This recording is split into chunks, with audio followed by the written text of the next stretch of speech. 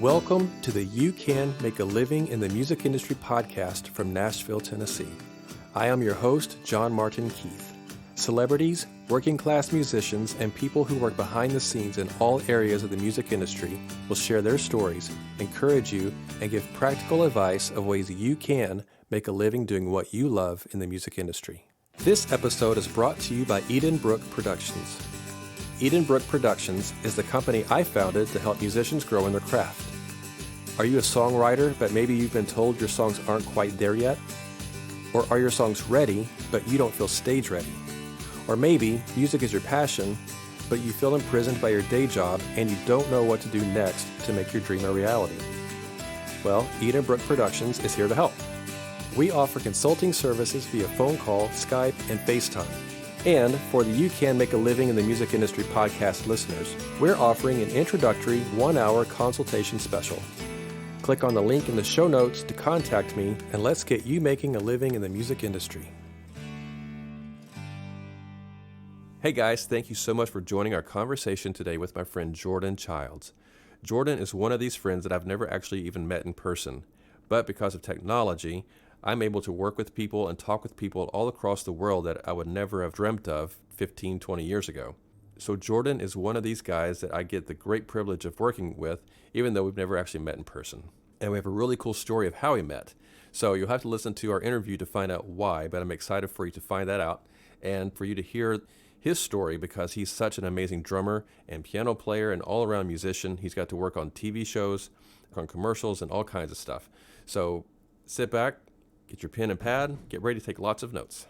Hey everybody, I'm hanging out and talking with my friend Jordan Childs in LA, buddy. How are you doing? I'm doing well. How are you? I'm good. Thank you so much for taking time out of your day to talk with me and kind of catch up a little bit and share with my audience who you are and all of the incredible things that you get to do in music. Oh man, it's a pleasure to be here. I love having conversations, so I'm excited to do it on the record. That's good. So you're in LA and I'm in Nashville, and people Mhm. think, how are you talking to him doing this? And technology is a wonderful thing. So I love getting to do this in this manner because it's just like you're here in the studio with me. And it's not some horrible phone connection kind of a thing, but there's this program called Zencaster that allows us to do this, and it makes it feel like you're actually here with me in person, which is really nice. So anyway, Yeah. that's just kind of a side thing. I just think that's a cool thing that we get to do that with technology nowadays. But you and I, actually, we've worked on 2 or 3 songs together, with Hmm. you being in LA and me in Nashville, but we have never actually met in person, That's right. which Yeah. is always kind of a weird and crazy thing. But just again, another thing with just technology nowadays of what we get to do, and just to kind of give my audience a quick background of how we know each other to begin with. So 20 years ago, I went to college with a guy named Scotty Baylor, and we were in a band together called Hand to the Plow. And once, of course, we graduated and moved on our separate ways, and he went out to LA at some point, and I found out a couple of years ago that he was making movies. He was directing movies, and he did the short film Hmm. a couple of years back, and he posted something about it on Facebook, and I looked it up and was checking it out and saw that Jordan Childs was the composer on that. And I was like, dude, I went to school with Scotty, and then I'm doing music for TV and film, and this guy is doing his stuff. So I'm going to reach out and connect with this guy, Jordan, and see who he is and find out what you do. And, so I gave you a call and, just told you who I was and how we had that connection with Scotty. And, the next thing I know, you and I are working on music together. So Yeah. how cool is that? That's pretty awesome. Yeah, it is cool. Yeah. So real quick, if you could give us a quick background on who you are Hmm. and how you got into music, and then we'll just kind of jump quickly into what you're doing over the past few years that have allowed you to do music full time. Sure. So my name is Jordan Childs, of course, as you already said, and I'm from Kingston, New York, which is a small city about 90 miles north of Manhattan. Okay. And yeah, it's a not necessary. It's the area that I'm from is pretty artistic in nature. Like there's a lot of I mean the nature, the physical natural like environment is pretty inspiring just being up that way. And Hmm. but it's also like a pretty eclectic artistic community, I would say. But it's not necessarily a scene like for musicians or anything like that. Like I didn't grow up in going to jams or that kind of thing too much, but I did grow up playing in church, and so that was a huge part of my musical upbringing. My parents, my mom and some of my extended family say that I was kicking in rhythm in the womb. Yeah. Like, and I wish they had smartphones back then, because Right. they probably would have been able to document it. But yeah, so they kind of knew I was going to be a musician. Both my parents are musicians, and they had a group in the '90s, a gospel group. And so I grew up going there to rehearsals all the time and just being in rehearsals all day. And I just was inundated with music from a very young age, and just took a liking to playing drums at a very young age as well. And I got my first drum kit when I think I was like maybe around 2 years old or something like that. So Hmm. I've been playing. I feel like drums for me is I've been probably playing drums as long as I've been communicating the English language, probably. Yeah. So it's one of those things for me that's just second nature in a lot of senses. And then yeah, so I grew up, and then our church drummer moved away when I was around 9 years old. So I became the main drummer around that time, and which is almost like playing in a gigging band every week and the At stuff 9 years old. at nine Wow. years old. Yeah. So that was kind of where I was thrown to the wolves in a sense, because I was expected to perform at a pretty high level, yeah, the service environment, the type of music we were playing, and gospel music is pretty, I mean, it's relatively demanding. I think Yeah. there's a lot of people who come out of that tradition that go on to do a lot of big tours and play in a lot of other genres that kind of surpass or extend beyond gospel music. So yeah, I think it's just I'm really grateful for that heritage and being brought up in that. And I remember the stress of being 9 and having to play. They'd have this thing. If you grew up in a gospel church, you know about shout music. And I remember I used to just shudder with terror every time they would go into that, because it's kind of a higher tempo, high energy kind of thing. And I'm 9 trying not to drag the beat, like just because Yeah. the physical demands of the instrument at 9 years old, I was trying to figure it out. So, but I'm so grateful for that. And so I kind of came up playing then, and then when I was around 11, my uncle introduced me to like jazz fusion, and Hmm. that changed my entire life. He saw something in me, in some level of aptitude and capability for more. So he started feeding me Chicoria and Herbie and everybody else, and I remember getting my first Dennis Chambers videotape, which inspired me. I was like, man, I didn't know if you could do that with drums. And then Omar Hakim and all these other people. So anyway, at around 11, I started to really expand my vocabulary as far as music goes in the jazz realm. My dad was more so into like a lot of soft rock, yacht rock kind of stuff, and he's very into like R&B and like Earth, Wind and Fire, that kind of thing. Hmm. But yeah, as far as the jazz fusion realm and stuff, I started expanding in that around 11, and then once I got to middle school, high school, I started doing jazz ensemble and all that. And then that was kind of a cool training ground for me to be able to play in a bigger ensemble setting and understand how to set up the band and help my reading and stuff. And then from there, I decided to go into biology, which was Wow. because I wanted to get a real, quote unquote, real job for a while. Right. So I did a semester of that. I mean, I'm smart enough to do it, but it's tough for me when I'm not passionate about something to invest what's needed to Right. to be successful. So I did about a semester of that, and I was like, you know what, this is not Drums are for for me. me. Yeah, it's just music in general. So Yeah. at that point I was playing keys too, and um, kind of gigging and all around New York and the church circuit and different things. So Now, just a, did you take lessons when you were a kid doing drums and keys and things like that, or was it all sort of self-taught? I would say I started self-taught, and then once my parents saw the interest, they tried to get all of their children in lessons to some extent. I remember taking drum lessons at the mall to learn to read when I was probably around that 11, 12 age, because everybody said, this kid can play, but we want to make sure he can read too. Hmm. So I took lessons maybe for a few months just to kind of learn the basics of reading. And I did play in school, like concert band, that kind of stuff too.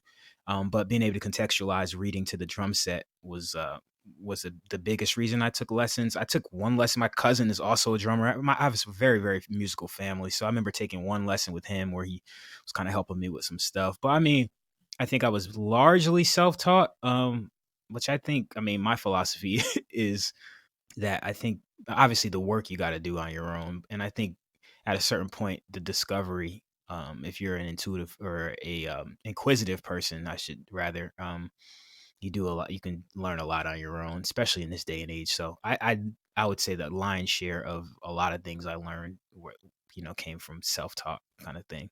And then I did Hmm. take some keyboard lessons as well. But I wasn't interested in it when I was real young, when I first started. And then when I was in high school, I think I re-engaged with the instrument, and they just had an ear for it. So my parents kind of set me up with this guy who's an organist in our church circuit, and he also had a good theory background. So he really gave me a really cool foundation. His name is Solomon Pfeiffer. He was a really good teacher. Awesome. So it was that really helped send me in the right direction. That's cool. Hmm. I think it's important for people to know that are listening. You know, you were self-taught for a lot of the stuff you did, but you found value in taking lessons and learning like theory and Yeah. just different genres and techniques and things like that. And I Hmm. think that's important for people to know. There's value in both. Definitely. Oh yeah. I'm a guitar teacher, and so when a lot of students come to me, they were self-taught, but they learned things incorrectly a lot of Hmm. times, and Hmm. so they have to unlearn what they've learned and then have to be retaught a more correct approach to it that I have to Yeah. turn around and teach them. Sure. And Yeah.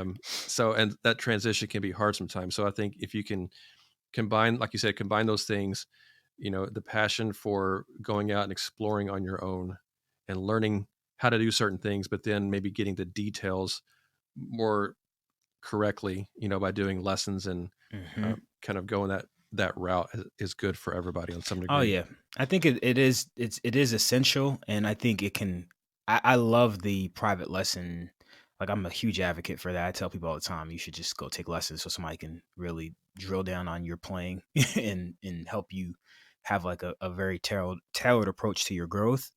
And I think for me too, when I say I don't know, I think I guess I am self-taught to a certain extent, but I think also the musical learnings and education comes in a lot of different ways. So when I'm 9 years old and I'm playing in church and I'm playing and I have to execute this music, the people who were there and older than me were also some of my music educators at the time. They were helping Hmm. me to learn different things. And so yeah, I was picking up a lot from a lot of different people, and including the private lesson kind of thing.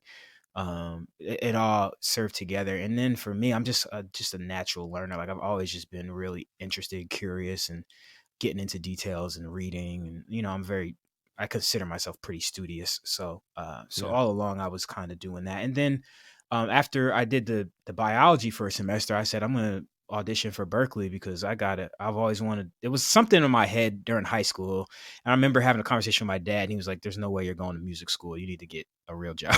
so, Right. yeah, and I understood where he was coming from. He always wanted what was best for me. But then once I did that semester, and then I went back to my dad, and said, "Dad, I really want to at least try." And he was like, "Yeah, I think you should." And so the deal I made to myself was I'm not going to go unless I get some scholarship money because I don't want to put a huge burden on my family. But and so I went and auditioned. And the audition was awesome, and ended up getting a scholarship. And I went to Berkeley. So that's another example to me of investing time and money and resources in learning the right things, because Berkeley was awesome for that and in a lot of different ways. But yeah, I totally agree with where you're coming from with that for sure. Yeah. Yeah. So after Berkeley, is that when you moved out to LA? I actually came home for a couple years, back to Kingston, New York, and then Okay. I was helping my dad. He was the pastor of a church at the time, it was a cool time because I was music directing at his church, which Okay. unknowingly or maybe knowingly to some extent, but I don't think I could have anticipated how valuable that experience would be as far as dealing with people, uh, preparing tracks. Like I've been doing tracks for the live setting since I was probably 16, 17 years old, because Hmm. we would use tracks at church, and I would, at the time, like I had a little studio set up at home. So I'd be playing all these instruments in, and we'd be fattening up our live sound with Logic and eventually Ableton and all this other stuff. So anyway, after college, I went home and kind of was helping him out and kind of running that at church, which was awesome. Um, and then I felt the call to go to LA because I was like, man, I really want to do this on the highest level, and I don't want to be limited by my geographical location. And so I said, if I'm gonna move away, I want to do it big, and I want to like try to go for the home run in a sense. And I knew that as far as my career goals go, that LA was the probably gonna be the best place for me to be able to tackle all the things that I want to do. And so yeah, that's kind of when I made that decision. I think I was home for maybe 2 or 3 years. I Okay. moved to LA when I was 25, and I'm 29 now. So yeah, I've been here 4 years. And so when you finally made the move to LA, how did you initially get plugged in to be able to work in music? Yeah.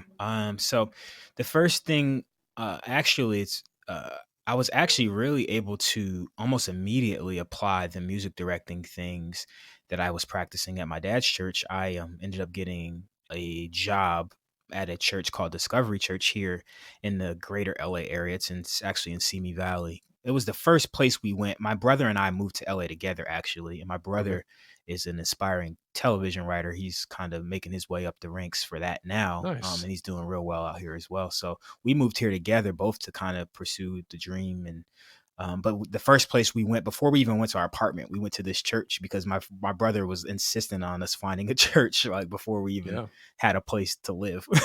So we got here, we went and kind of knocked on the door, if you will, at the church and just got a tour and started meeting some people. And I remember the first few people we met, like they're to this day, like they're our LA family. Like they're Mm. people who've really held us down. But to answer your question, I kind of immediately almost started talking to the executive pastor there, and then he got to know my brother and me, and he really wanted to hire one of us, and my brother was kind of doing some other things, so they ended up hiring me to do a staff role as well as music direct, which wasn't staff at the time. And so yeah, that was like kind of my first. That was what kind of allowed me to stay here because it was Hmm. like, okay, here's gonna be my paycheck. And it was cool too because the way it was structured, it allowed me to still do outside projects and to develop the other things. So that Yeah. was one thing. And then outside of that, the connection to the Berklee network has just been like just incredible. I have a lot. I feel like everybody when they graduate from Berklee, they either move to Nashville, Atlanta, New York. New York's probably the biggest one outside of LA, but so many of us come to LA. So my best friend from college was already here, and he was the one that was like kind of leaning on me to just, hey man, you just got to get here because the opportunities are just incredible and you'll do well. So he would call me every month when I was in Kingston. He was like, hey, when are you coming? When you moving?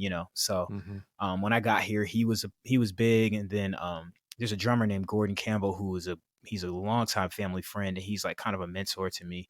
And he's been here in LA for 25, 30 years or something. So he's been also really, really instrumental for me plugging me into just certain things. He helped me get my first like kind of traveling gig when I that I just was doing this year actually. So yeah, it's been like kind of the network of that has been huge, and then just being not being afraid to step out and meet people and be on the scene, which is something, to be completely honest, I'm not as good at right now. Maybe Yeah. partly because I'm busy and I'm already working, but I feel like that's an essential part to because it's all relationships. So it's an essential part just being around where you can meet new people and people get to see your face and know who you are, and then start to associate your talent with your face, and it kind of there's a natural building that happens around that, I think. So yeah. Right. Yeah. So, what were some of the projects? So, you first moved to town. You pretty much immediately got the job at that church. Then it sounds like you Yeah, went there within before two you even months, I went to think. the. Yeah. You went there before you got an apartment. Yeah. So yeah, within a very short time, you're getting a job that allows you to be creative for Mhm. one, and working, in your faith and what you believe, and then it's allowing you to have a paycheck, which is Yeah. great. It's kind of holding down the fort so you can pay your bills, and then still to get to work on other projects. So while you're doing that job with the church, and then you've got family friends and your college friends and things like that that are helping you network and get to know other people in LA. What were some of the jobs that you were getting to do pretty much right off the bat musically in LA? Yeah. Um, so I remember within the first year, like the first gig I think I did when I got here, within the first month or so, I played at another church, and then, but like as far as outside of church, I did a wedding actually, when I first got here, because I was doing a lot before I moved to LA. I was doing a lot of the wedding circuit, which was actually kind of how I was able to fund the move, because there's not like a huge industry for music where I'm from in New York.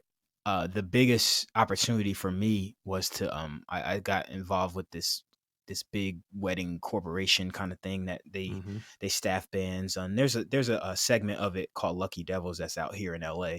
But they have one in New York called Silver Arrow. So I did a lot of those gigs before I moved, and I do those on keys and drums. So that's how I save money. So when I got here, I got connected with another one of my Berklee friends hit me up to sub for him, and through that gig, I actually ended up meeting some people who are pretty close to me now. But that was like one of my first gigs when I got here, and then from there, I was doing. I remember I did a gig with this girl named Chanel, who we went to Japan together, and that was a keyboard gig. And so it was just really interesting, the confluence of events. I actually, within probably a year and a half of being here, another one of my Berklee friends, I met him. We both went to Berklee, but we went at different times, and we met randomly in front of a bowling alley. And that meeting changed my life because he, we just hit it off. We spoke about music and our careers and our goals. And then about 2 weeks later, this was actually right after, as I was leaving staff at the church. I still work as a music director at that same church, contracted, but I was on staff also doing like another staff role there. And I was just transitioning out of that job when I Mm-hmm. met my friend that I'm speaking of now, outside the bowling alley. And long story short, we hit it off then. And then 2 weeks later, I happened to see him post something in this Berklee LA Facebook group that a bunch of us are subscribed to. And so I went to the audition, and he was like, "Oh man, thanks. Oh man, we just met. Oh, good to see you." All that. Long story short, man, he was music directing this gig, and it ended up being a retainer situation that I was on for like a year and a half or something like that. So that was like a cool, just a random network thing that, man, had I not been there, and we actually Mm-hmm. showed up late to that. It was like because there's a bowling alley called the Lucky Strike out here. I think that might be a chain or something, but they do a lot of live shows. So it was actually around the NAMM time frame, and I met him, and yeah, so that led to like kind of another piece of sustenance for a long time for me, as far as being on retainer with an artist. This was like a British artist that we were on retainer with. So that was another gig. So yeah, Real quick, just for our listeners, explain what a retainer gig means. yeah. So basically, a retainer gig is when you agree on a certain amount that you're going to get on a regular basis. Usually it's usually monthly or so, for most of the ones I know of anyway. But they basically pay you a certain amount to have. I guess they can be structured differently, but the way my retainer was set up is that they have exclusivity in my schedule. So, or I should say priority in my schedule. So if there's anything else I have going on, they pay me a certain amount each month to kind of keep my availability open for them. So Right. if they call me and I'm doing something else, then I need to drop everything I'm doing and go do whatever they Go need with me them. to do. Sure. So, but it's cool because it's another, like, there's very few things I feel like in our industry that are like consistent paychecks. So the church thing is one, and being on retainer is like another one where it's like, okay, I know that no matter what, I'm gonna have X number of dollars coming in per month. And Yeah. it's kind of it's a really cool situation. And in my case, we did absolutely zero gigs during the time of my retainer. So I was on retainer for a year and a half, a year and change, something like that. And we did some rehearsals, but just for whatever reason, it didn't work out for us to do gigs. So they were literally paying me to sit to do everything, like to do To do everything else that. I was doing anyway. Wow. So yeah, it's one of those huge blessings, and I feel like God really looked out on that one, and that was kind of payment for some years of doing a lot of work for nothing, probably. Yeah. So Oh yeah. yeah, that's kind of how that works out. But it can be different. Retainers also, I've heard some of my friends that are on retainer, they're not allowed to do other work while they're on retainer. Like it can be that kind of thing where your retainer requires exclusivity, so you're not, either you can only do work in town, you're not allowed to travel. Like there's different stipulations. It's ultimately an agreement that is tailored to whatever the specific situation. But that's kind of the gist of it. Yeah. Yeah. Mhm. Okay. That's very interesting that you got to do that and not have to actually play any shows. Yeah, that was pretty awesome. So, okay, so after you were doing that, where did you go beyond after you said that lasted about a year, year and a half? hmm And I was Yeah. still doing, because of the nature of that. Like I said, we didn't work during for that retainer necessarily so much. We did a couple studio sessions and rehearsals, so I had a lot of free time. I think that was when during that time I went to Japan with that artist Chanel, and we did a small tour over there. And then I was doing a lot of stuff around town, and then also small production projects like the thing with Scotty. He is Scott Baylor, who had this short film called How to Be Lonely and Depressed, which I think is going to be on, if it's not already online, it might be online somewhere now, but or soon I should say. But so I did that little short film, and I was doing some other small projects production wise. And so I was trying to build both sides of that at the same time, because I've always known that I wanted to do both. So yeah. Yeah. How did you meet Scotty? I actually met him through that church Discovery. He was playing bass there at the time, and so yeah, he happened to be talking about doing a short film, and somebody I think told him that I was trying to do more production and composing and stuff like that. So Hmm. someone mentioned it to him. And he reached out, and I was like, oh yeah. And I was at a place where I was just like, man, I need to get my foot in the door and start doing work. So it was kind of a cool confluence of need for sure. So when you're working on that project with Scotty, I mean, you're talking about you're scoring his short film. Mm-hmm. So we're not talking about playing live drums or music directing for somebody else, but you're on the composing side and production side now. Sure. Had you always worked on composing or how did you learn that aspect of the business? Yeah, so I've been composing, honestly, trying to think. Honestly, really since I started really paying attention to music for real. So I can remember creating some things. I still have files actually on my computer. I was listening probably a year ago. Like I just did a deep dive on my own, like, quote unquote catalog, and I was finding stuff from when I was like 15, 16, just composing things. So it's always been somewhat of a part of just my musical expression, I would say. Yeah. And I remember when I auditioned for Berklee, I actually composed a piece in which I played all the instruments on the piece, and then I played drums live to the piece. So like I mean, it's interesting when I look back. Like I've been composing for a long time and Hmm. producing and creating. And it's interestingly enough, it's only been until probably the past couple weeks that I actually made like a paradigm shift to where I'm really seeing myself as an artist, which is, it's a whole nother conversation in of itself. Okay.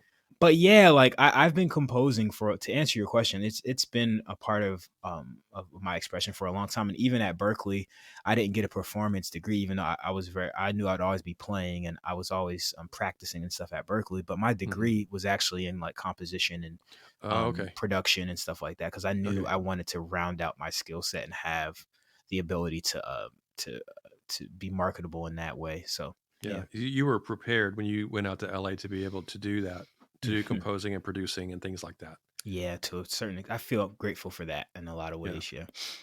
So you worked on Scotty's project, and I just love, I I just laugh. It just makes me smile that somebody that I was in a band with in college, you know, 20 years ago is somebody that you are good friends with now, and you Yeah. are working with in that capacity. And that's just such a cool thing. It's such a small world, man, Yeah, you that's pretty know? cool. Um, so nowadays, I see you all over Facebook and social media, and there's a show that people will know called America's Got Talent, which is a live talent competition, kind of like American Idol and The Voice, but there's all different. It's not just singing or playing an instrument; it's all different types of things. So, but I found out that you are actually playing either drums or keys for different contestants on that show. Yep. Yeah. Now, that's a cool thing. So you're getting to perform on live TV all the Yeah. time now. And how did that opportunity come about for you? Yeah. So that one came about. Actually, it's funny because when I got the gig, I got the call for it. I didn't know for a good 6 months how it came about. I was like, I don't. It just was random. I got an email one day, and they were like, "Hey, would you like to be on America's Got Talent as a band?" I was like, "Is this real?"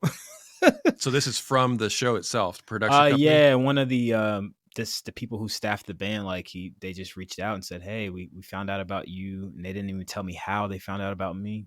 But they were like, "Can you send a headshot? We'd love to see if you'd be a good fit." So I was like, "Wow, I didn't know." So I just went with it, and it turned out to be legit. And I was like, "Oh man, this is great." And then as I started posting about it on Facebook, one of my friends reached out and was like, "Hey, I'm so glad they hit you up."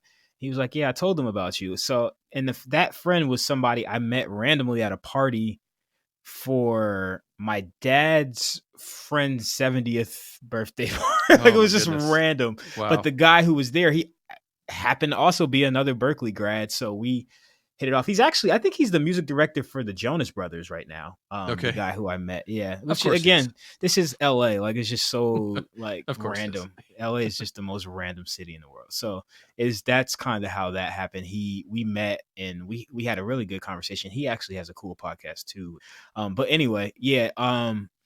So yeah, we met, we talked, and he just happened to think of me. I don't even. It was just man, a lot of stuff like that happens, which again speaks to the power of just being out and like meeting people and being open to have conversations and like you never know like who you're talking to and you never know what a conversation can lead to. And every opportunity that I've gotten since I've been in LA has just been through a good connection with somebody or even a connection that didn't seem that significant at the time. Mm-hmm. Um but uh but yeah, I think every single thing comes through that those relationships that I've been able to been so fortunate to build. And yeah, so that's kind of how I hope that answers that question a little bit. But yeah, you Yeah. just put my So name in for it randomly. yeah. So let's just go a little bit deeper in the process of getting to work for it on America's Got Talent. So what is your actual title or role there, and Yeah. what does that look like when you're doing it? What's the process of being in that position during, when as you're preparing for the show itself, and then during hmm during the show? Well, I think there's aspects of this I can't really talk about, Okay. but what I will say is that it is usually, I would say, I think it takes about, it's about 2 full work days. So, you come in one day, you do your camera blocking and like a light rehearsal. The tunes are usually really simple, and they usually send you MP3s of stuff. And then, so you go and you do kind of a run through where we go over the song a bunch of times, and they make sure everything is in place and everything is sounding good and everybody looks good, and you do your wardrobe and all that. And then there's the day of where you do another run through, and you're usually there. The first day you're there for a few hours, and then the second day is usually almost an all day thing, maybe like a 10 to 7 or through the live show. But yeah, it's the schedule that we have, because honestly, because it's not a music based show, they only call you for certain acts, and you're only going to be supporting select acts Right. as needed, so so the schedule is not like The Voice or like American Idol, where those people are, those are music based shows, so the demands are definitely a lot higher. But for Yeah. this, it's more as needed. And also, like, part of the industry thing is like it's really a lot based on optics. So So yeah, they put together certain bands, and it's kind of, it's not like necessarily a seat. That's why you'll see me on there on different instruments. There's a almost an aesthetic aspect of it that matters to television on a level, especially on that type of a show where it's not a music based show. There's an aesthetic aspect that matters as much as the musical aspect, if not more, in some senses. So yeah, I think it's interesting. This has been an interesting kind of foray into the television, live TV kind of thing for me, a kind of learning experience. But yeah, it's been interesting. Definitely very interesting. Yeah, it is interesting and it's cool. There somebody that's listening right now that's thinking, I would love to work on one of these types of shows as a musician. Hmm. Trying to think, well, how do I get my foot in the door to do that? Well, you got the opportunity to have somebody actually reach out to you because of a connection that you made randomly at a birthday party. Hmm. From, you know, Yeah. okay, so it's kind of hard to, I guess it's kind of hard to give advice maybe on how to actually make those, doors open up when somebody's Hmm. reaching out to you, other than to say, again, you've built a relationship and you've networked with Sure. people and get to know people. So I would maybe back it up and ask the question this way: it'd be, how important is it when you are networking, and you're not networking for the sake of networking necessarily? You're just Hmm. randomly meeting these people, and Yeah. then finding out later on, oh, we went to Berkeley, Hmm. together, or we both went to the same school at least, um, and just kind of kicked off a relationship and a friendship. And then it turned into, oh, by the way, I've got this thing going on. I need someone to do this. Would you be interested? That's kind of the way it Yeah. worked out for you, right? Hmm. And that's how So pretty much everything I've done works out. so Like, yeah. yeah, so based off of that, how important is it when you are building relationships with people?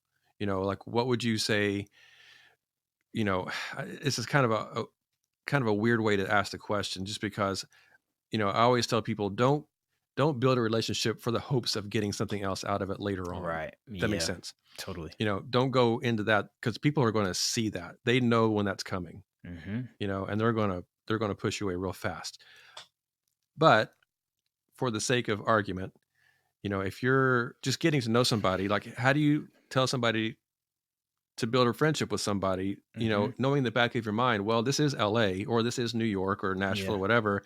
This person probably knows someone down the road, you know. Yeah. Does that make sense? The question Sure. I'm Yeah, I trying to think ask? so. I think so. I think for me, this is huge. I think I'm actually working on my first book right now, and it's Nice. really about the relational aspect of everything. And I Okay. think a huge thing to realize is that networking as a skill, is there's value to it.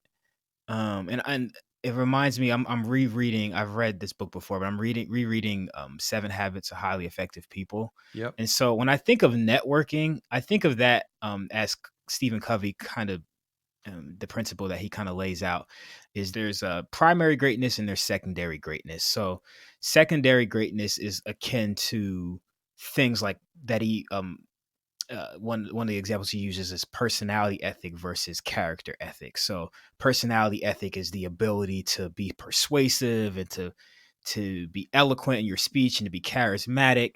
But character ethic is who you are and Hmm. the breadth of investment that you've made into the things that are your virtues, your values, and your congruence to those things. And so the reason I bring that up is because when I think about networking, to me that seems more like a secondary greatness type of thing. Like it's a Right. type of thing where it's like I'm learning how to speak to people, or how to give my quote unquote business card, or how to market myself or to position myself.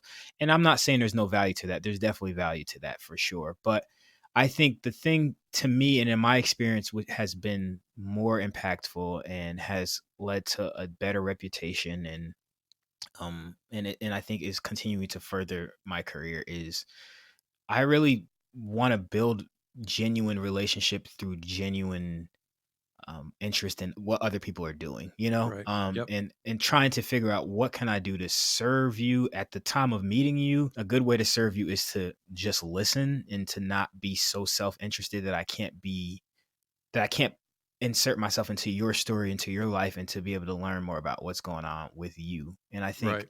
the thing that is so important is like, man, when you're building a relationship, it really, man, it's funny because so many things relate back to my faith, but it's the whole idea of just putting others before yourself, like it's stepping in and not being so self-interested and serving, like having that mentality when you step into a quote unquote networking situation really sets you apart. And then people, most people anyway, as you lean in and you show genuine interest in their lives and their careers, they'll usually turn the question back. Well, what do you do? What are you into? What's going Mm-hmm. on with you? And then it gives you an opportunity to kind of let people know what you're about or what you got going on. And then if something that you say at some point aligns with something that might help serve them or a project, then they'll be more apt to call you, especially if you're a person that didn't push. You weren't all pushy about it. Exactly. So I feel Absolutely. like that's been my approach. Is just like, man, how do I show up and be present and genuinely interested? I love people, so I just like I wish I was interviewing you right now. Honestly, like I really want to know more about you and your life and your career and how you've done things. I'm honored to be here and talking about my life, but I know my life. I'm way more Yeah. interested in talking, and finding Well, about start a yeah. podcast and then invite me on, And and I then we'll do want it. to, and I'm going to. That's why I'm so happy to be doing this, because it's like me and my brother have been talking about it forever, but we just got to prioritize it at some point and get it rolling. But Well, anyway, whenever that's you do, just my door is abs. open. Oh, I love that. Thank you so much. I can't wait to have you on. That'll be cool. Yeah. Thank you. Yeah. Yeah, and I absolutely agree. My wife says that my superpower is relationships. That's a That's good superpower to have, man. Wow. Yeah, and I love that. It's like as much as I am everything music related, and I love all of that stuff. If I can connect people, I know somebody that is looking for something or needing something specifically that I personally can't, Mm-hmm. may not be good at or as good at, but I know someone over here that is phenomenal at this. And if I can connect those two people together and watch something explode and be amazing, Yeah. like that brings me joy Yeah. So to much be able to do satisfaction in that. that. Yeah. Yeah, a That's lot of awesome. satisfaction in that, and I love getting to do that. I get to do that quite a bit, so I've been blessed to be able to be in those positions where I can connect people in those ways, Yeah. and I enjoy doing that. So That's amazing. I feel like that was one of the things I talked about with me and my brother. We always talk about just our aspirations, and often like times people come to LA like, oh man, I want to be able to get gigs and I want to be able to tour. But one of my aspirations when I got here was like, man, I want to be able to be the one that puts other people onto gigs, like sets hmm other people up with opportunities. Like I yeah, know I'm going to be taken care of if I continue to be true to my own values and be the person that I know that God wants me to be. I know that it's going to lead to my own personal success. But I'm so, already, even with the church and with other opportunities, I've been able to help people who deserve opportunities get them, and that's in some senses is even more rewarding than getting the opportunity myself. Like yeah, there's a special satisfaction to me that sure, comes out yeah, of that. I agree. Almost it's better to give than receive kind of thing. Yep, The kind of basic tenant yep. type of thing. So And yeah. then the opportunities where those things work out for everybody involved, Hmm. and then you do get to maybe you get to be a part of it in some way that you didn't expect, Yeah. and then you get to participate in the success, with those people, that Yeah. you got to help set something up for them, but then you get to be an actual part of it as well. Then that's a win-win-win, Hmm. So that's really cool. Um, what would you say, people? What kind of advice would you give?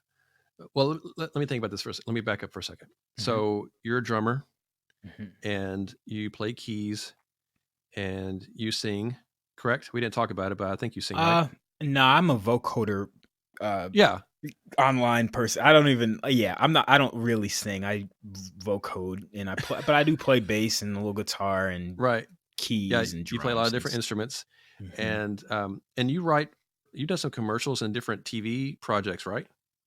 Right now I'm writing for a library out of Canada, like they're called Premium Beat and Shutterstock kind of they're Shutterstock, which is like a big stock photo company. Right. They have like a music division now that they bought out for like 50 million a couple of years ago or something. So So yeah, now I'm writing for them, and that's kind of getting rolling, which is like a part of my another part of my income. Like you were saying, we a lot of us as musicians, we have to get it from different ways. We get Hmm. we piece together our income in a sense. Like it's there's different streams with different ways to make money within the business. So that's one thing I'm into right now, which has been really a cool thing for me because it's just keeping me writing rapidly Hmm. and creating without too much thought, um, Right. which is also opening up my composition in other ways and other areas that's not necessarily for the library. And so it's just this is a cool season for me. I was on the road.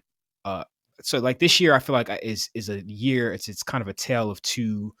um it's the perfect example of what you were talking about earlier, because the first half of the year I was doing a whole bunch of dates with this legendary artist named Booker T Jones, who like Booker T and the MGs. He has the big song called Green Onion, which is like in every movie. I was Right. watching him. I think I was watching Dolomite the other day and that song came out. I was like, oh man. So um but yeah, so the half the year I was on the road with him a lot. And then the second half of the year I've just been home producing and like writing and just developing that part of my career more, which is honestly the future. I feel like more so I want to have things kind of more centered around that, so I can be more selective with my travel dates and playing out dates. I can kind of have I'm hoping to be able to center things more around that, and something like a Shutterstock, like a licensing kind of thing that I'm doing with this company is definitely, I can see how that could be part of allowing me to have more autonomy, as a producer Yeah. and a composer than having to go out on the road. So And what's the name of the company, the licensing company in Canada you're writing for?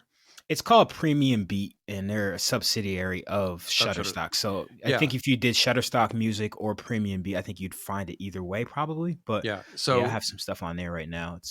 Yeah, so it's f- pretty cool. for our listeners, explain what that library is like. Like, what do you Mhm. do? How do you become a member to write for them? And what kind of music are you writing for them Sh- specifically? Sure. So that was another opportunity that came through another relationship randomly through a Berklee connection. And again, if you didn't go to Berklee, this is not the point.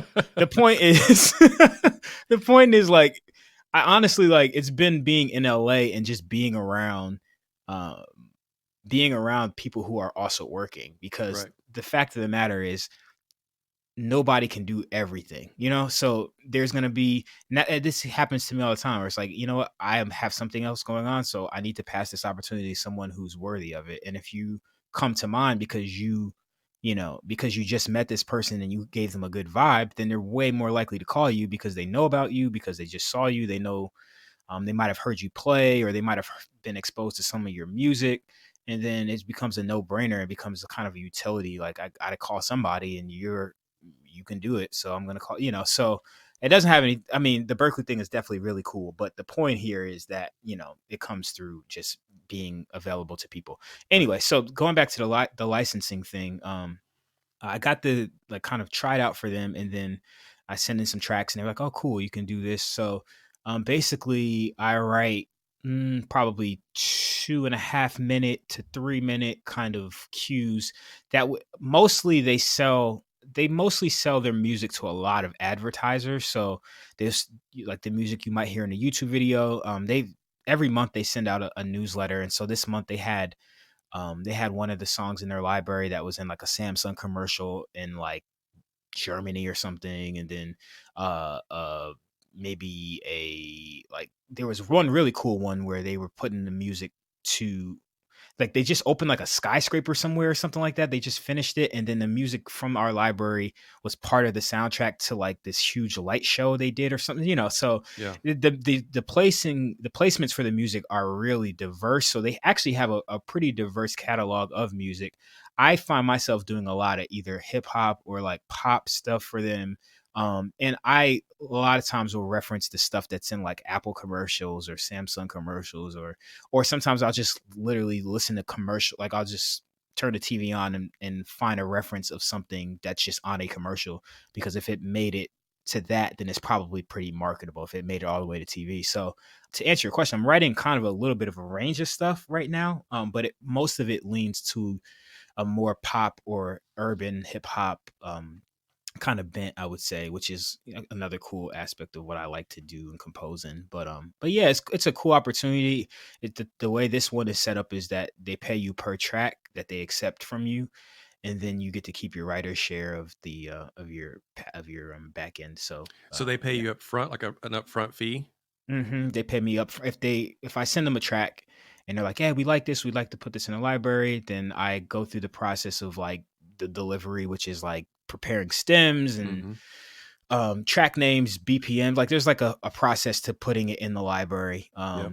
And it's pretty specific as far as like formats and the sample rate, all that stuff. Like they have a standard for their stuff, of course. Mhm. But once everything is in, yeah, they pay me upfront per track, and then I also get to keep my writer's share of things, so that Right. when they And they sell it and keep the it's playing, publishing.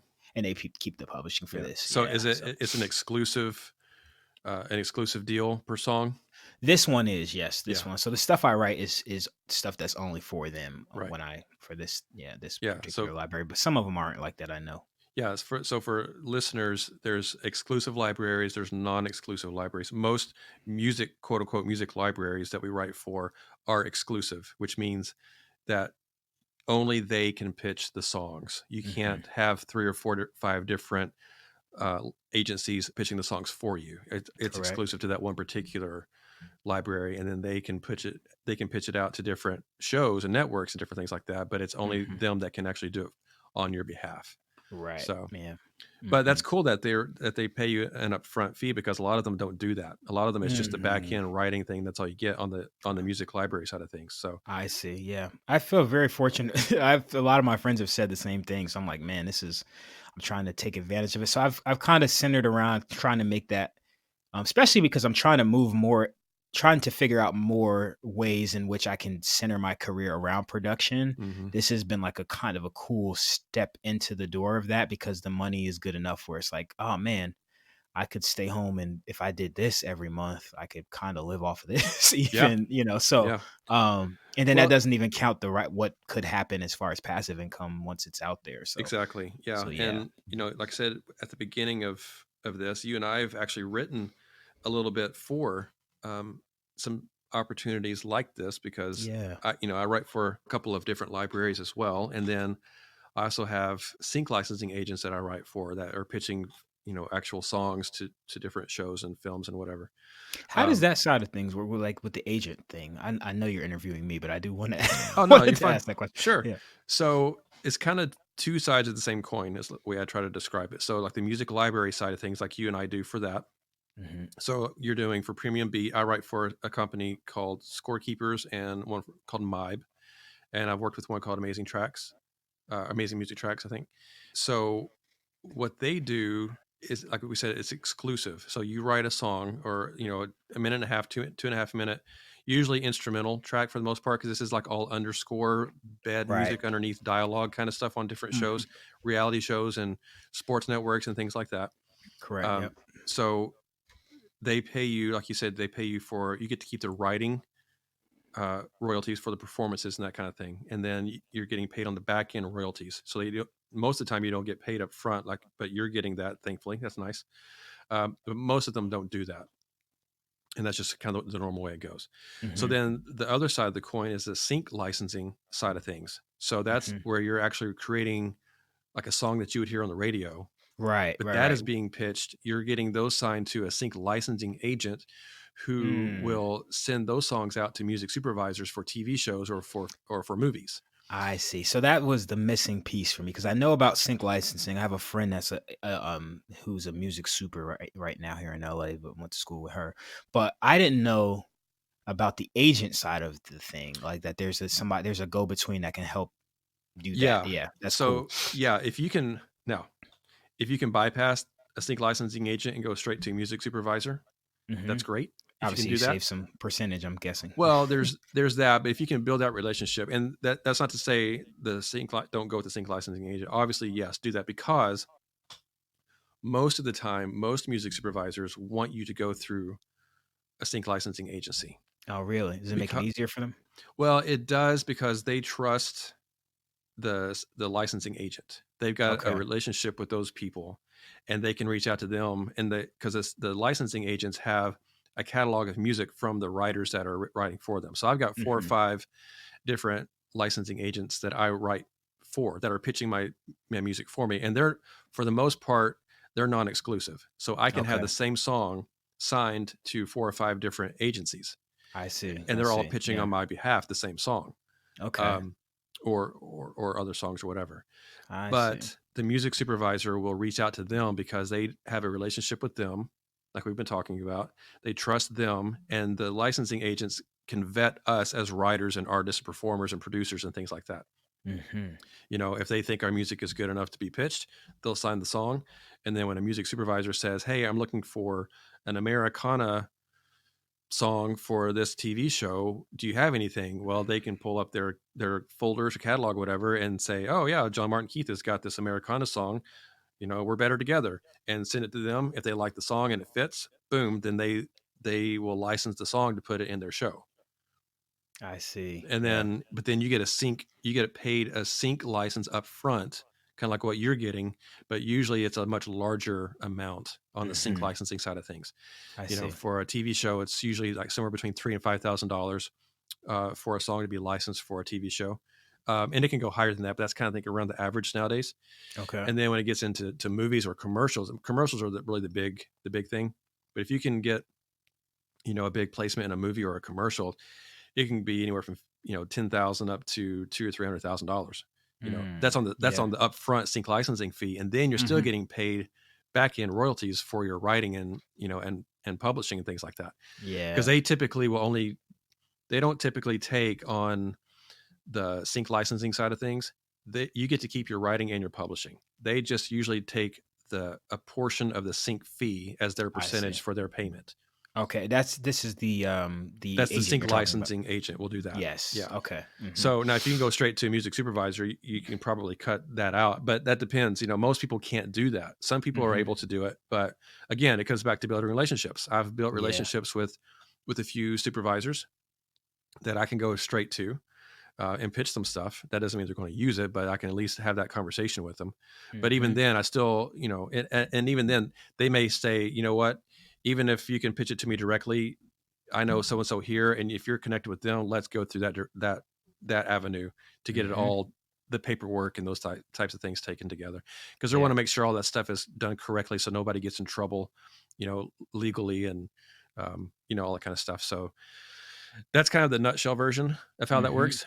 Totally. If Yeah. that makes Makes sense. sense. Totally. Hmm. Yeah, but you and I, like I said, you and I have written some stuff, and with a couple of other artists, and those things that we're writing for, we just got to get those things sort of finished up, and then I've got licensing agents waiting for those songs It's good to know. to sign. Yeah. Yeah. So hint hint, let's get some songs finished, Let's do it. and Yeah. Totally. but that Yeah. allows them to start pitching, the songs to supervisors that are in need of those songs for their projects that they're working on.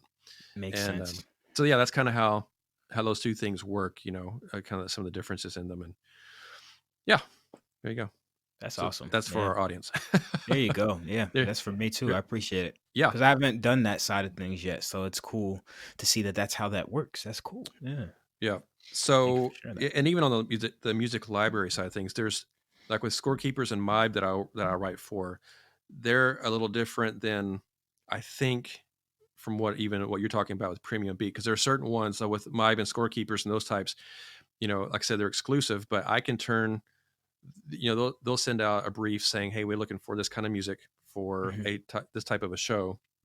I I'll see. turn it in, and then they'll sign it, they'll put it in their catalog, and then they start pitching. And usually they're writing me or the writers that they're working with, saying, "We need a quick turnaround on this because the production company is looking for this music, and they're in post production. They're needing this music in the next week I or see. less, and they're waiting for it." So there's a pretty good chance it's going to get placed, but they're doing the pitching Mm, for you.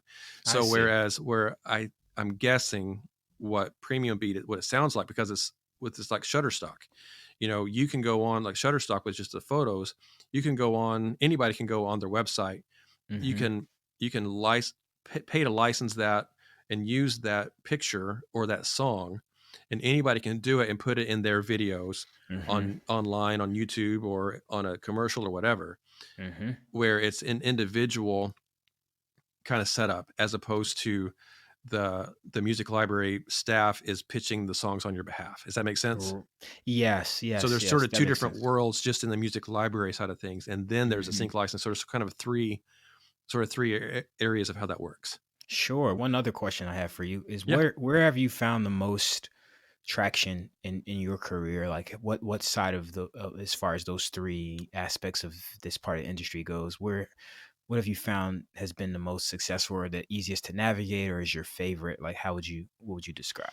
Well, the one I've had the most success with is the music library side of things, where like we're Okay. writing for MIB and scorekeepers because I've written a ton of those things and they're real short.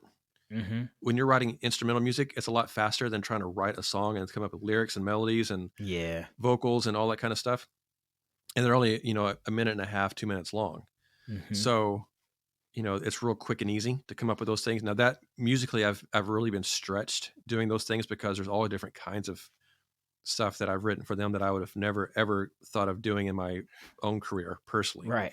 Yeah. So, which has Mm-hmm. been really cool. And because of that, and since there are multiple shows that use the same types of music, they can pitch those songs to 3 or 4 different shows or networks and Mm-hmm. use the exact same song in Discovery Channel and then History Channel and then CBS and whatever. Yeah. Um, Okay. so I've had the most success there because I've done it Mm-hmm. the longest there. I see. I I haven't see. really done any of the music library stuff where like the Shutterstock idea, that kind of thing. There, I can't think of the names of them at the moment, but the ones where an individual can go on and license your song, and you just kind of have like your catalog on there on their Mm-hmm. platform, and then somebody can go on and license it. I haven't had a chance. I need to, and I want to do that because I know I've got people that I know that actually make a really good living doing it. Yeah. Um, Yeah. I just haven't had a chance to do it yet. Well, we The should talk when you have if you ever have some margin to start exploring it. We should definitely talk Sure. because I have a rep that might be able to connect you Li- Listen up, audience. This is how you connect with people. You're building relationships. That gives with. opportunities. There you go. Right there Just it having a is. conversation. Hey, well, let's do this. Okay, let's do it. Hmm. The sync licensing thing, that's what I'm really pushing and working at really hard Yeah. at doing and getting into and starting to get some success with that. Hmm. That's my goal and my passion is to get those things off the ground. And leeway is being made, and That's good. I'm Hmm. writing and producing for other artists and bringing them in on projects. And and like I said, I've got like 4 or 5 different licensing agencies that are signing tons of the songs and pitching them on our behalf. But that kind Mm, of stuff, just in general, it takes longer to get those things placed. I see. It's just Okay. there's just a whole different realm of things going on behind the scenes that make those things fall into place, and it's just Mm. a lot harder and takes a lot longer to do it. Question for you, because I was doing I forget the name of it, but I was doing something that is similar to um the one version of the licensing that you were talking about that you've been doing as far as the short kind of instrumental things Yeah, that you say you've had the most success in. I was doing one of those a couple of years ago, and I think it was something I had to pay to be a part of or something, but I did yeah, get one song placed on like a random reality show or something like that, yeah, which netted me like $10. right.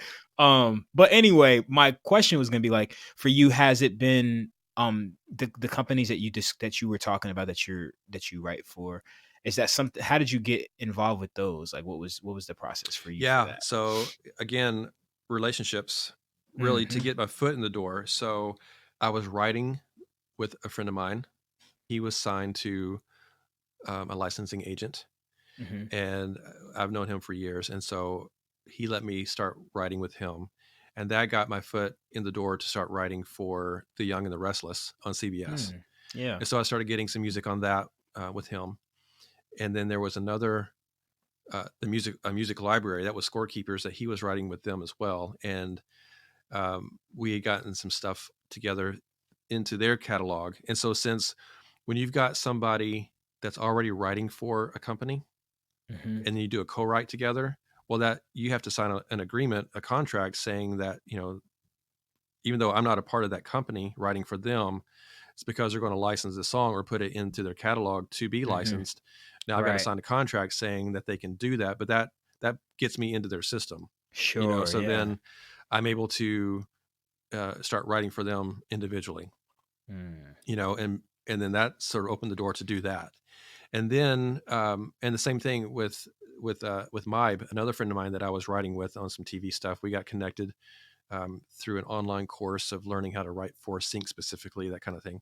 Hmm. Um, he had been writing for the company Mybe up in New York, and we did some stuff together. He got me in the system with him, and that allowed me to be able to connect with those people directly and start writing stuff on my own. So again, it's relationships getting into that. Now that doesn't have to be the case for some of those. You can go online, look up, music libraries, and just Google that, and then you'll find all different ones, and then they'll give you submission process. Pretty much anybody can submit music to those things, and they, as an example, say, hey, this is what I do if my music fits your stuff. And then if you like it, then they'll reach out to you and say, hey, we like this, we're interested in working with you, and we'll sign a contract, and then you start writing music for us. And it's not hard. It's really not hard to get into those things. I just happen to, though, with Scorekeepers and with Mybe, I just happened to be writing with people already that were working with them, and so it was a Hmm. little quicker of an in because they already knew that I was able to pull off what they needed. If that makes I sense. see. Yeah, that makes sense. Totally. Um, Yeah. but because of that, that doesn't mean that you can't just look up, go online, look up Mybe, MIBE, music.com, and submit music to them. They got a submission process, and and then they'll reach out to you if they're interested. So, and I then see. that Yeah. that builds that and allows you to go deeper into those types of things. So, That's cool. yeah, Yeah. Okay. Hmm. does that answer your question? It does. Yeah. I, I got to interview you a little bit And after all. this has been You Can Make a Living in the Music Industry with Jordan Childs. I've been your guest, John Martin Keith. So this is my guest host, Jordan Childs. Thank you so much for being on the show today. My pleasure. Yeah, you know, but again, a lot of it really comes down to relationships. Some of these things you can get into, and you just got to put some effort into doing some research. Hmm. And that will get you a long way. Sure. Got to do Yeah. research. You got to know what you're looking for and who you're trying to look for. Um, look up liner notes or watch when you're watching the end credits on a TV show or on a film. Look up who the music supervisor is or the music director, or the players or whatever, and just Yeah. research those people and find out who they are and what they do. And Absolutely. those I have are a cool story about that actually. I just met the guy. There's a 90s cartoon that was really, really, really influential to me, and actually was part of why I wanted to get into doing music for film and TV and stuff. And the name of the cartoon is called Hey Arnold, yeah, and the music on it is so killer. So me and my brother were watching the movie they put out a couple of years ago, and the music was just as good as the actual show. So I was like, oh, it must be the same dude. So I actually found his email. My brother found his email, sent it to me. I emailed him. He happened to be in LA, and we had coffee the other day. And nice. now it's like we're kind of like starting a relationship There you go. and just like kind of sending each other music and like stuff to check out. But I think that speaks to another thing, which is just, man, if you're proactive in this game and you, like you said, you're a student, and it's like, man, who did that? And do they have an email that's out there? Can I email them and just start a dialogue about and be interested in what they have to do, and not try to hit them up to see if they can do something for you, Hmm. just leaning in, like it goes a long way. Yeah. You never know, Ta so Taking yeah. somebody to coffee just to say thank you for being great at what you do, and because I'm a fan of Yes. who you are and of what you've done, you know, Hmm. and that's Yeah. awesome. But take note, audience. This is what you do. Jordan Yeah. found an email from a guy that you loved his music and what he was doing.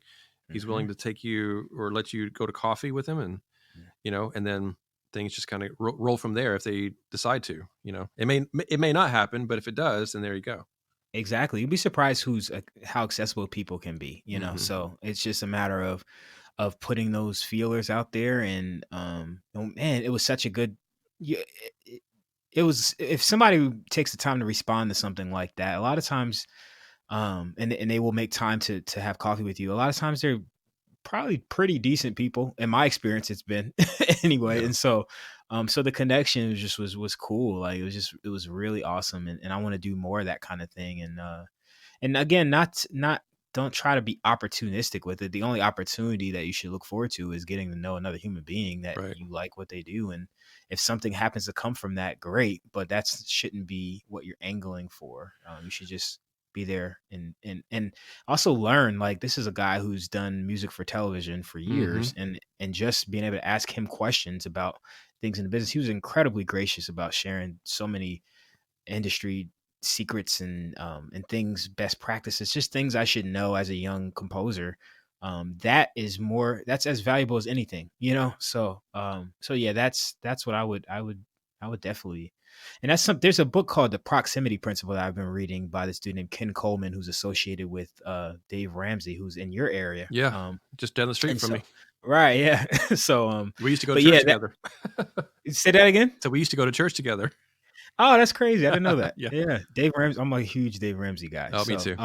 yeah. So, but, yeah, the book that the guy Ken Coleman wrote, Proximity Principle, honestly was kind of outlining something similar, which is just if there's somebody that is doing what you want to do and you have the ability to reach out to them and, say, hey, I love what you do. Can I have, if you have 30 minutes of your time, I'd love to ask you 3 specific questions and come up with 3 specific questions to ask, That's right. and buy them a cup of coffee. And man, you just never know what can come of something like that. It seems like such a small thing to do, but man, you can change your whole career Oh, by of doing, course. especially if you do stuff like that on a consistent basis. Like, it's just, I guarantee you will, there'll be value added to your life and your career because of decisions like that, for Yeah. sure.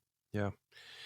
Well, hey man, I know you gotta hit the road and go on a trip or something. So I don't want to keep you long. And we need to finish up. But as we close out, can you give a couple of bits of advice Hmm. to people, whether they're the musician, because like I said, you're a multiple musician. Drums and keys and bass and vocoder, and like you did these videos where where there's like 6 of you playing the different instruments of a song, and they're just so cool, and it's all you doing this, and you get to watch what you're playing, and they're amazing.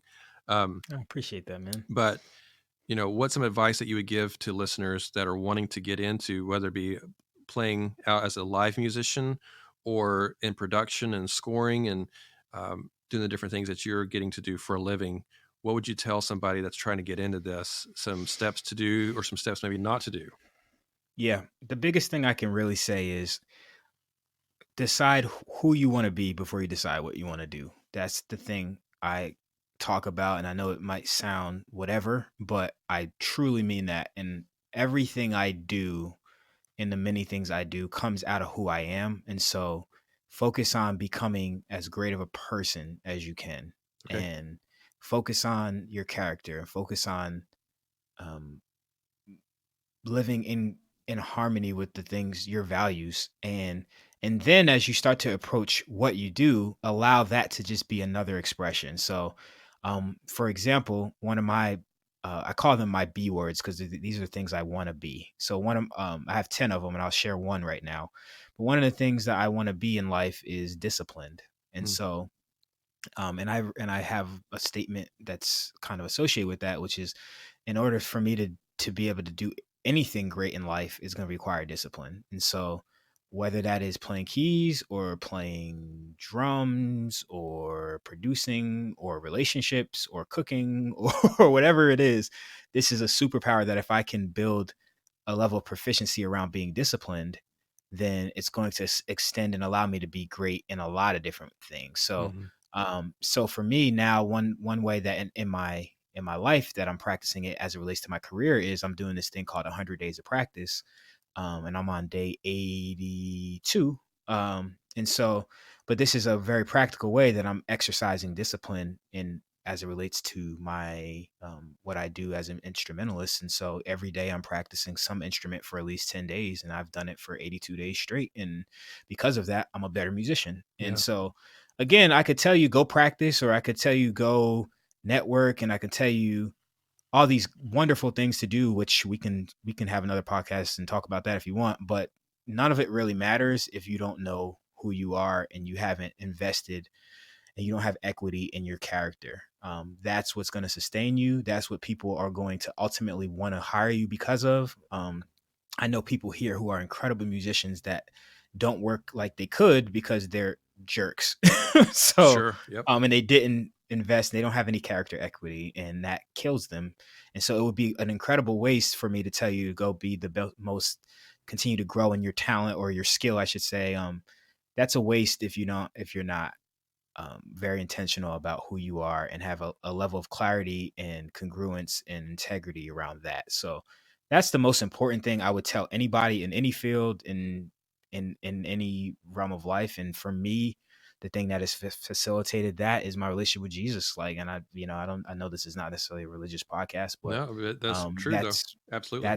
for me is what following Jesus is what has made my life better and made me Yep. better at life. So, Yep. Me too.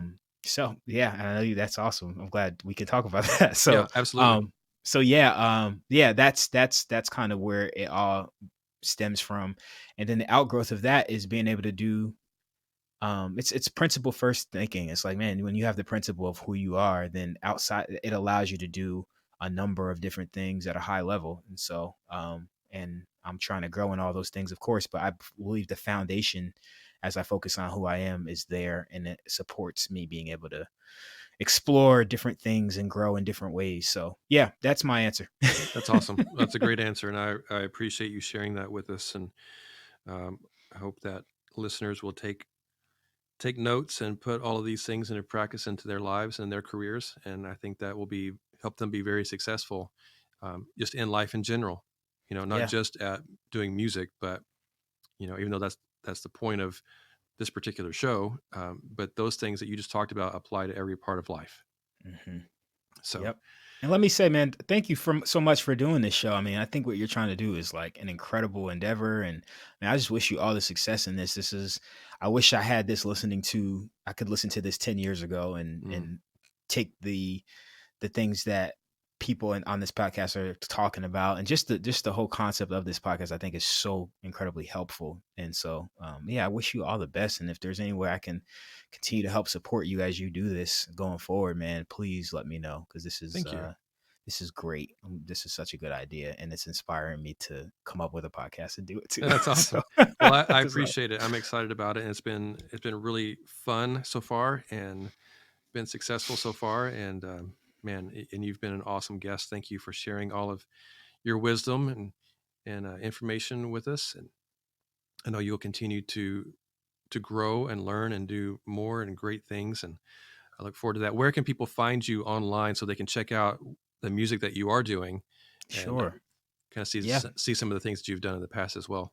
Most definitely. Well, jordanchilds.com has a decent smattering of some stuff. I need to update it, but it's still it'll give you a little bit of a lay. And then the place I'm probably most as far as social media, I'm most active on Instagram and Facebook. If you send me a friend request, I accept pretty much everybody, unless you look like spam, then I don't. But yeah, if you send me a request, or I have a page out there on Facebook, and then I'm at Jordan C. Childs on Instagram. So like that's probably the most up to date with everything I've done recently. And definitely check it out, because I think I'm gonna put out at least a couple. I have so much music I'm writing and so many different ideas, and now as I'm seeing myself as an artist, which is something we'll have to talk about it another time. But yeah, I foresee myself releasing some things on streaming and stuff in this next year. Okay, So that's so great. yeah, be looking out for that. Yeah, And man. yeah, I'd love to connect with anybody. Reach out. I usually reply as much as I can, so hit me up. Very cool. Well, buddy, I appreciate your time. Thank you so much for coming on and talking with me. I know you got to hit the road and go on a trip here, so thank you Mhm. for coming on, and God bless you and everything that you're doing. And I know that He will bless Likewise, you. man. So Likewise, for sure. Yep. awesome. Thank you. All right, man. We'll talk to you soon. Have a great day. All right, you too. Take care, man. Thank you guys again for joining us today for my conversation with Jordan Childs. I really hope you're able to take all of the information that we talked about and that you can find ways to apply it to your career and to your life as well. And don't forget, Edenbrook Productions is here if you need consultation services via phone call, Skype, or FaceTime. Be sure to let us know how we can help you begin to make a living in the music industry.